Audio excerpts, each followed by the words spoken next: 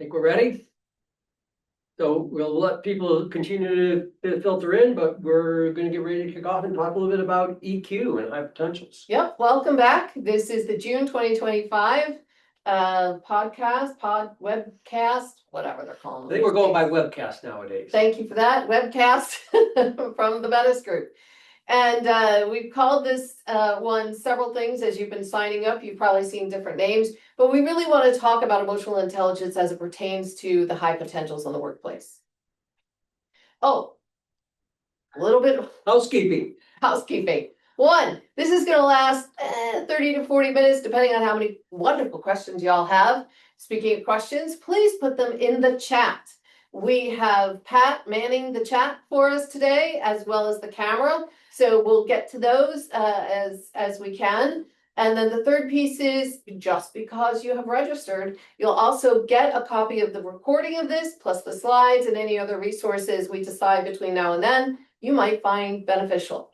And one other thing, if at the very end, if you can give us some feedback, let us know what worked, what didn't work, give us some ideas on future topics. And also, if you do fill out that feedback form, you'll get a sample copy of a real live sample anyway, EQ, a real live sample, EQ report. That's really, really cool. And in case those of you don't know, most of you do by now, that's John and I'm Cindy Gabe. We are both business and marital partners. Visionary and integrator for those of you running on EOS. And we're going to see if we can get through this one as gracefully as possible.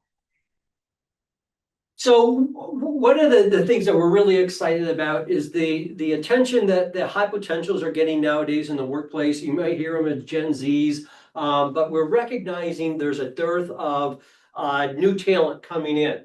And the question is, what do we do with these high potentials? And how can we begin their nurturing process to start them on their leadership journey? And we believe having some awareness around emotional intelligence is the perfect spot for these high potentials to begin. And we're going to dig into that in this webcast. The thing to remember is emotional intelligence is easy to spot when it's bad. I always think of it in hockey terms. You notice the defense when they're bad and they're letting every puck through. But you don't notice them when they're doing a spectacular job and keeping it anywhere near their own net. And emotional intelligence isn't always seen when it is very strong.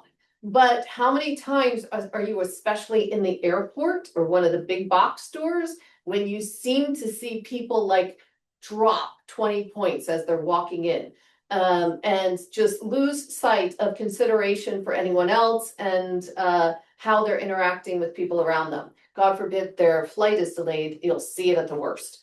I've not heard that analogy between poor defense and poor emotional intelligence before, but I like it. A little bit about the Metiss Group, where we started in Detroit. We're now in Charlotte. We have team members in both locations. Most of our work is all scattered throughout the United States. We're not as location dependent as we once were pre-COVID.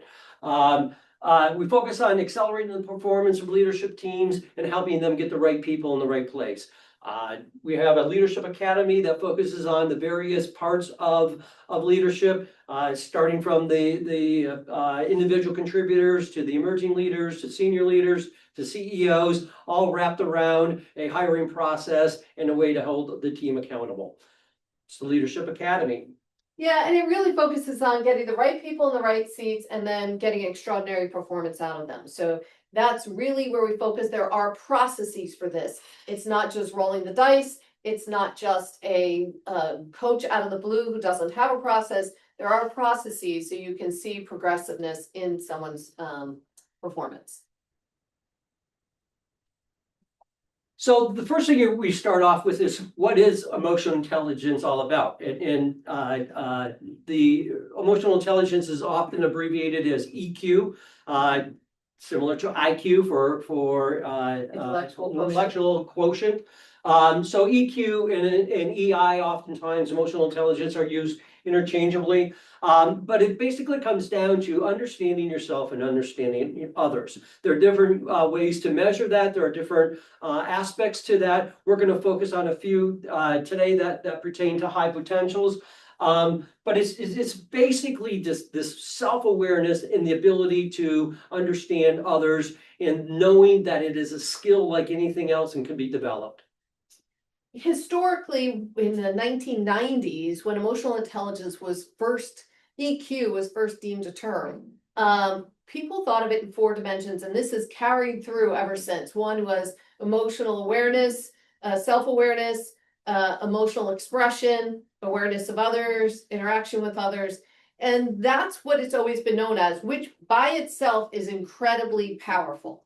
The model that we've adopted, and you'll learn a little bit more about that, also explains how emotional intelligence impacts the effectiveness of decision making and stress tolerance. And we all know we can use a little bit more of both of those in this day and age. The key to remember is it really is a skill. It can be acquired, it can be developed, it can be measured.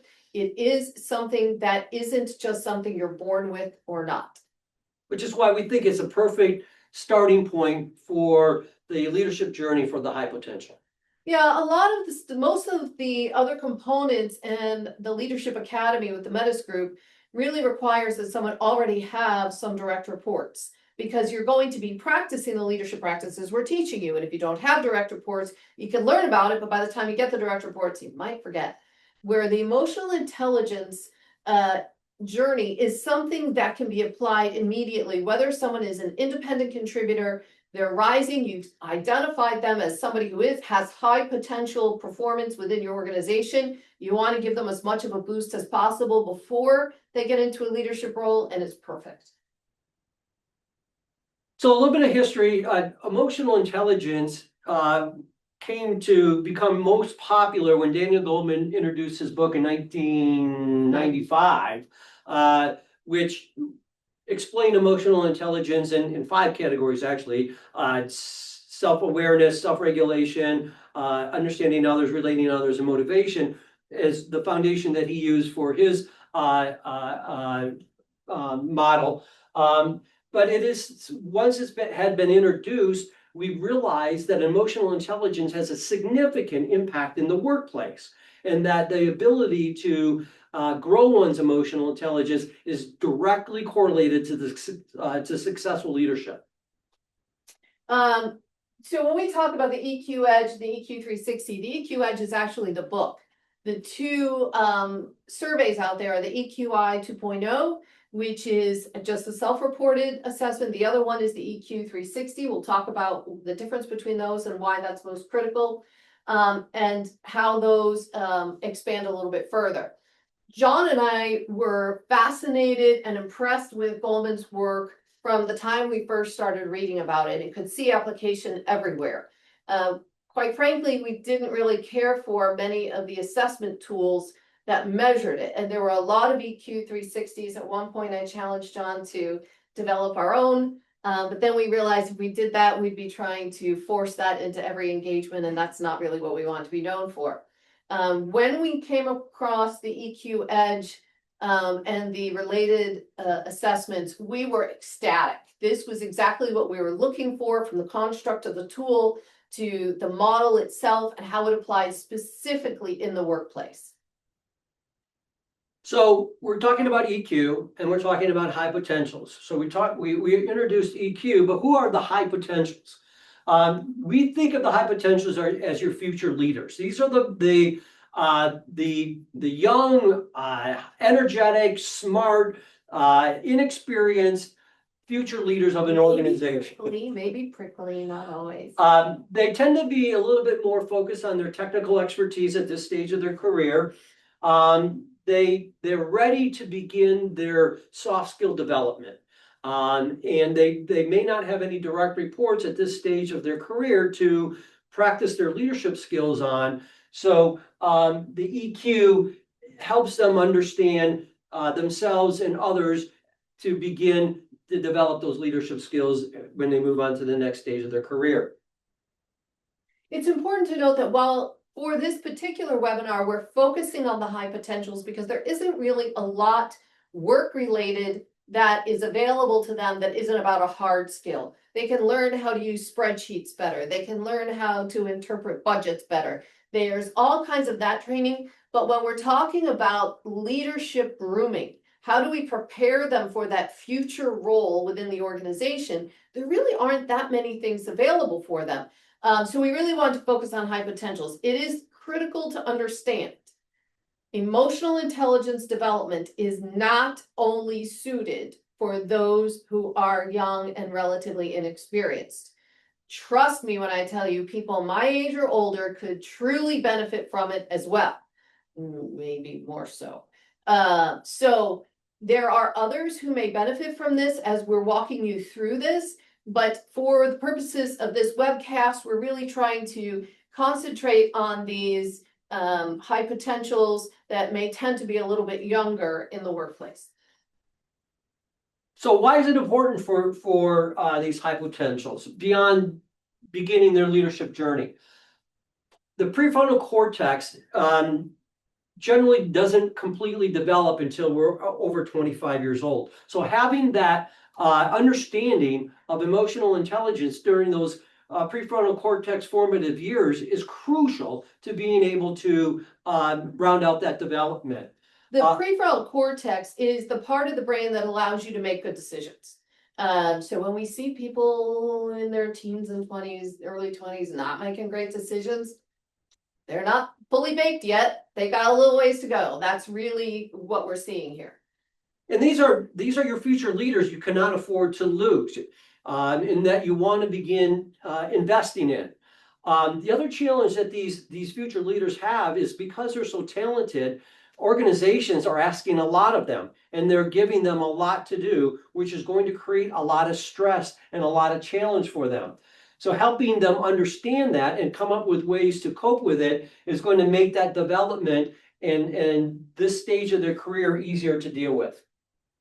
Yeah, I think one of the things that we also tend to forget, and for years we've been hearing people complain about the millennials or the Gen Ys and blaming things on generational challenges.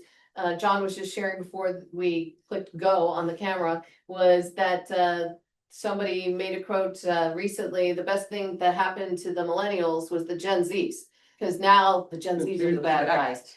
The fact is, and we don't have the slides here today, you've seen them before, or you can see them in other ones, but the fact of the matter is, this is a maturational issue, not a generational issue. And we know that for a fact. We have measurements that show that when Gen X was at the same age Gen Y is, which are the millennials, their leadership skills were exactly the same. As they became older, and you look at Gen X versus Gen Y now, their leadership skills are a little bit better because Gen X has had time to develop those things. The same is true when we're talking about emotional intelligence, but we're in 2025, and we're talking about people in their mid to early 20s. We're talking about people who went to school largely during COVID. We've interviewed people who literally apologize and tell us oh, you graduated from Clemson. Yeah, but it was a COVID degree. I didn't even understand what that meant. What they said was that meant I was in my dorm room the whole time. I wasn't on projects with other people. I didn't really collaborate with other people. I didn't get to do that team stuff. I didn't even get to sit in a classroom and listen to other people mumble questions under their breath that I could have learned from. And so they went into the workforce feeling a little deficient in areas and didn't even know why. So building up that confidence for them is amazing, but also teaching them to collaborate, because they have been independent, truly independent contributors for an extraordinary amount of time. Being on a Zoom with a team like this for 3 years doesn't count for really learning how to collaborate day in and day out, or tolerate. Now that there's more people working in the workplace, you can't just put up with somebody on a Zoom meeting for an hour and then blow them off if you think they're an idiot, because now you're in the workplace with them, you're sitting with each other 5 or 10 feet away. You gotta figure out how to tolerate each other, how to collaborate with each other, how to really compromise, how to manage yourself. Those audible sighs, the rolling your eyes out loud, or crunching chips loudly when somebody else has sound issues. All kinds of things that people just didn't realize before. And so giving folks some insight goes a very long way. So we talked a little bit about why it's important and who can benefit from it, but how they can benefit is by being able to express themselves better, understanding themselves so that they can communicate, understanding others so that they can be better teammates. That self-awareness creates more confidence in who they are. They're going to become, remember, we're asking a lot of these people. They are going to have a lot of challenge and having some ability to create some resilience from those difficult situations is important. And the fact of the matter is we're going to be fast tracking these high potentials. We need to give them the skills to manage that trajectory. The other thing to recall, and you guys have heard me beat this dead horse, is that our unemployment rate isn't going anywhere really different soon. We have a very low unemployment rate, is likely to be that way for most of our lifetime.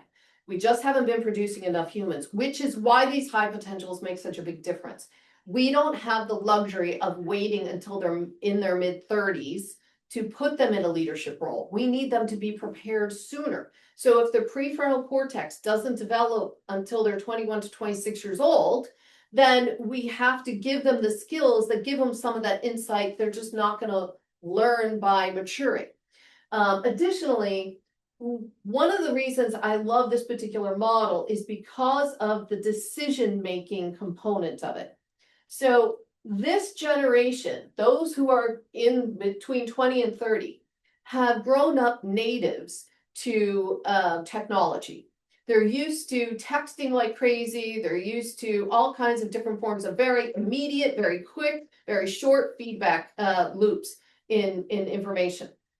The challenge with that is it's really easy. If you guys have seen some of our other webcasts and you know only 7% of our communication happens through just the words we choose.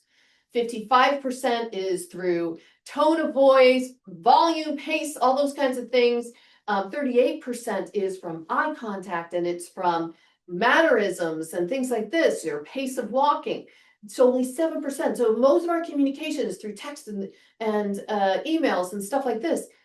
That means we have 93% chance of misunderstanding a particular communication, and emojis only help so much.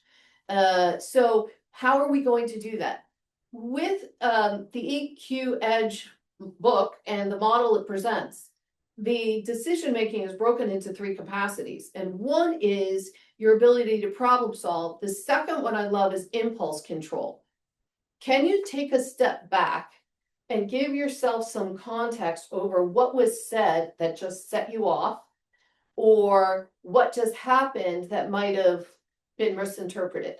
And then the reality testing. Can you, once you take a step back, put it in perspective with what are some of the other things this person has said or demonstrated in the past? Is it consistent with that? Or did I just have a knee-jerk reaction and went off the rails myself? And should I be coming back to center and really understanding what this person means? And so there are components that we don't understand. The other thing to understand is when we have to make a difficult decision, our own emotions are involved. If you have to make decisions to lay people off and you're really uncomfortable with it, and now you procrastinate, you kick that can down the road, you just do it in a really curt way because you don't want to deal with it. The impact of all of those things is based on emotional intelligence. What's the impact of my messaging to others? What's the impact of how I present things? What can I do to make this easier to swallow? Or how can I allow someone to leave gracefully that makes it easier for me to handle the emotional conflict I'm experiencing by having to do layoffs? So there's so many different things that somebody at any age, but especially at this particular age group, needs to benefit from because they wouldn't have otherwise considered that. So we mentioned the EQ Edge. One of the things to keep in mind when you're measuring EQ, and there are hundreds of EQ instruments out there, and we have played around with many of them. The biggest challenge you have with an EQ instrument is most of them are self-reported. Well, remember, self-awareness is one of the things you're trying to measure. So if you have a poor self-awareness and you are answering a self-reported instrument, the likelihood of your results being accurate are pretty slim. What? My self-expression is awesome. This particular, and all of the EQ instruments have their own model, and they all have different advantages and disadvantages. One of the reasons we like the science behind this model is they break it into 5 core EQ domains that can be interpreted. Some of them map against what Goldman had done originally, both on the interpersonal and the intrapersonal side. The results are actionable, and by all means, download the sample report to get a feel for how rich the data is and how actionable it is for it. But one of the biggest advantages of this tool is there's a 360 component. We mentioned self-awareness might be an issue on a self-reported instrument.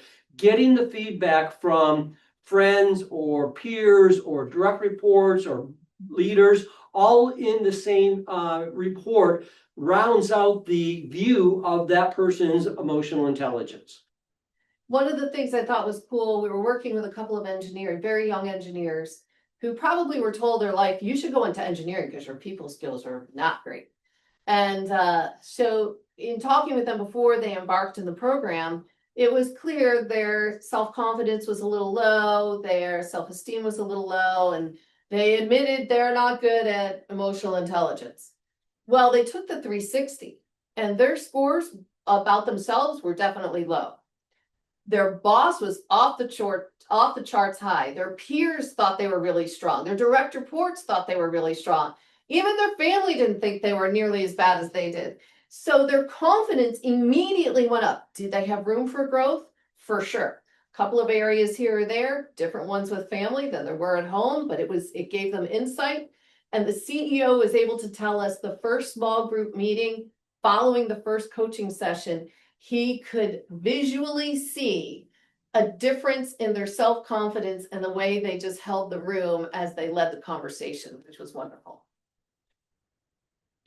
So again, we rarely would administer a 360 assessment, or I mean an EQ assessment, without getting some of that 360 feedback. We just don't think the self-reported information is actionable enough.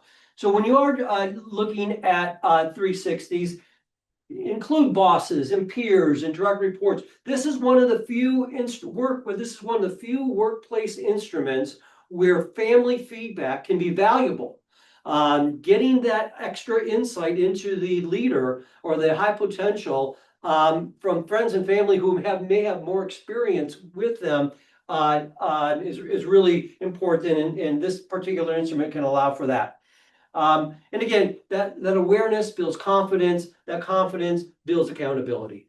It was interesting, one of the COOs I was working with was asked to take it because everybody said he's like the poster child for emotional intelligence. Everybody in the whole workplace thought he'd be great. So he did. He also included his friends and family. To our surprise, everybody in the workplace, for the most part, thought he was great. There were places he could certainly improve. His family had some serious concerns, especially his daughters. And what he realized was a couple of his daughters were now in their 20s, and he was probably trying to parent them just like when they were 10 years old. And he realized that there was a kind of a shock, like, oh, maybe I have to take a different approach with them now that they're young adults and guide them more as a friend than as an autocrat. And so the conversations that eventually he shared with me that ensued from that with his daughters were just so enriching, and that was cool. So when we work with high potentials and leaders on their emotional intelligence, not only do we administer the assessment for them and give them the report and allow them to have a better understanding of themselves, but we help build some development tools, or we provide some development tools so that it's one thing to understand you need to develop in decision making. It's another to have tools and resources available to do that. So we assign a coach to every high potential, every EQ participant, helping them understand their results, helping them create a development plan, and then sort of guiding them through their developmental journey. It's at least a 3-month program. Most of our coaching engagements are 6 months, but it is not a one and done. For the EQ development to be sticky, it has to be done ongoing with the guidance of a coach. So it's at least 3 months, and once if you download the sample, you will get it immediately. The first session could be up to 2 hours long, and it's really sharing the results with the individual who is given information. It truly is a gift. They have no idea what the perception of others is, because their intent may be to behave one way and it's perceived in a different way, and they have no idea. So to describe all of that, give them time to ponder it, that happens in the course of a couple of hours, but they really need to digest that for a month, because it's so much information, as you'll see if you download that report. The second month is them saying, man, these 1 or 2 pieces are what really came back to haunt me. Let's talk about that a little bit more. And so you might dig into that a little bit more and have them then lead them through conversations to have with some of their observers to get their head around certain situations. Can you give me an example of a time I might have missed an opportunity to listen a little bit better, or to repackage something instead of just saying what was, top of mind. And then the third month is really putting a development plan together with measurable time-based goals, and maybe have some resources for moving forward. You'll see the majority of the progress following that third month. And it's hard to imagine until you see the amount of information in here. Having a coach and a guide is also helpful, because it's not just how well you do in reality testing. It's not just how well you do in some of these other things. It's a combination of some across the boards and the balance of some. So your emotional expression could be very good and very clear, but if you don't have any empathy, your emotional expression could all be angry. So, or not taking into context the emotional state the other individual is in, when you might be all excited about something that just happened and they're mourning or grieving something. And so having a coach help you understand the combinations and the balances are really critical for getting your head around all of it and having a healthy development plan.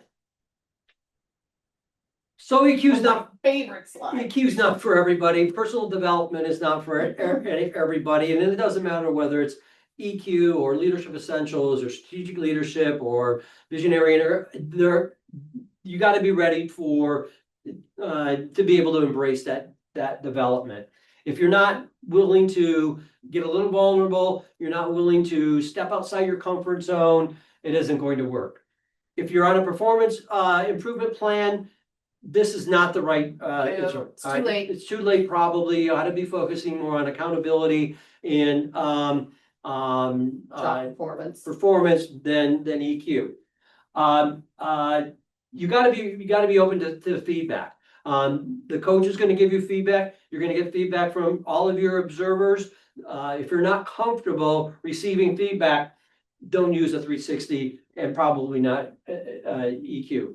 And your organization needs to support the development. This is a big deal. This is a lot of work, and you need to have that support from your leader in the organization at large. And the 360s legally can only be used for development purposes. You cannot use them for employment decisions like promotions, demotions, whatever. So you can use what you're observing is increased performance and increased collaboration and better decision making for those things, but the results of a 360 themselves cannot be used for punitive. It's really about this commitment to talent growth. Yeah, and EQ in general is not necessarily a selection or it's more of a personal development tool. It really isn't for everybody. In my family, we had a couple of qualitative majors and we had a couple of quantitative majors.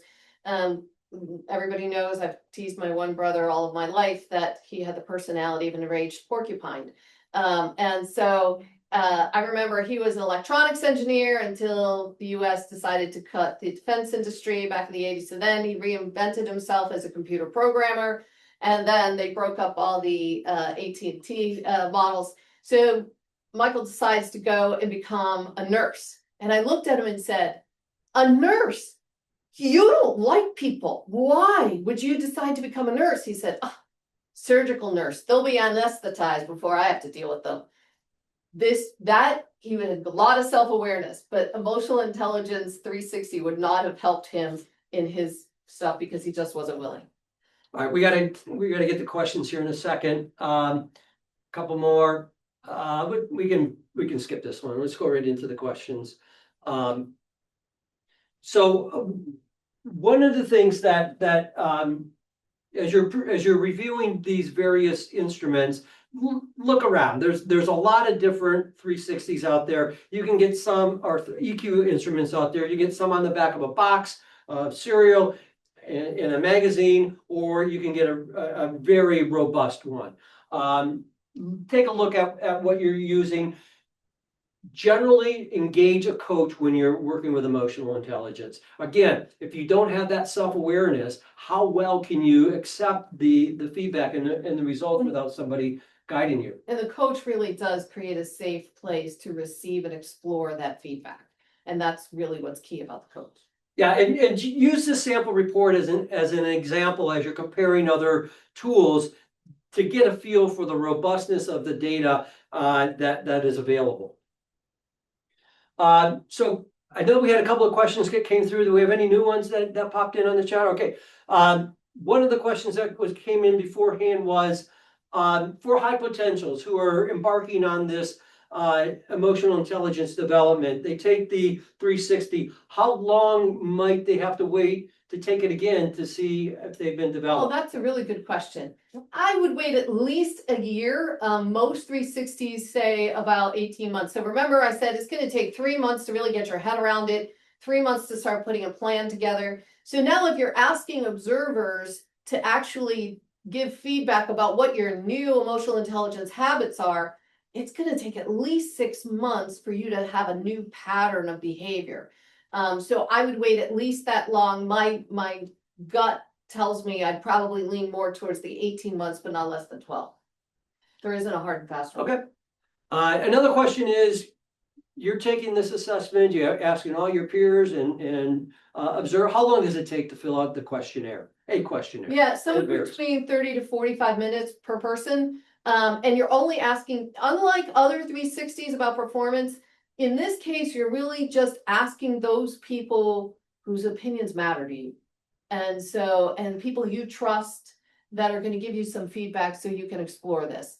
Not people that are going to be cruel. So those are the really nice people who want to support you in this will not mind giving up 30 to 45 minutes. Yeah, and generally 360 feedback is anonymous. So the participant doesn't have an idea who scored what. And we do encourage the participant to share their feedback with their observers once they've had a chance to digest it and understand it, and let them know what they're working on and what some of the feedback looked like. Yeah, especially not like all of the results, but especially the things you're going to be working on, because getting feedback from people about saying, hey, that was way better, gives you some encouragement while you're doing this hard work.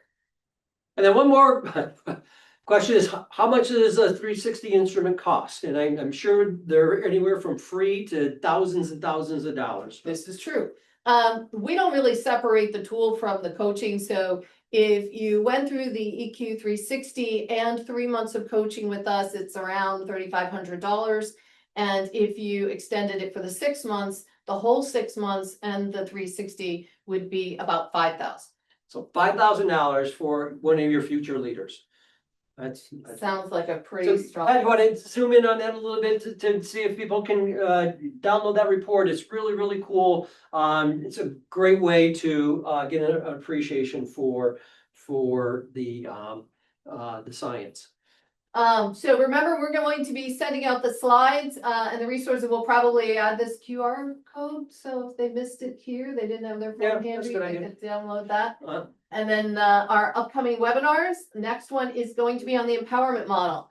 I know every leader on earth loves this one. It is how to delegate projects without having to micromanage, but to ensure that the projects are delivered on time and on budget. In August, we got our performance acceleration tracker. We call it the PAT.